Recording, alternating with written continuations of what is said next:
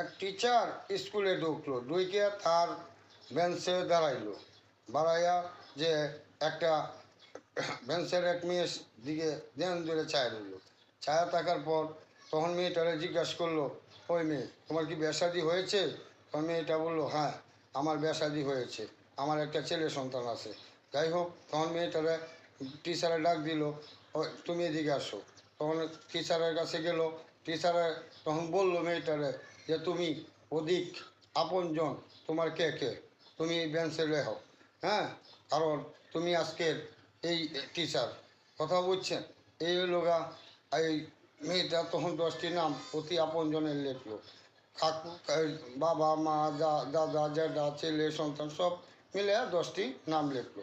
লেখার পর তখন মাস্টার সাহেব বললো যে এই যে 10টি নাম তুমি লেখলা, এই 10টি নামের মধ্যে 2টা নাম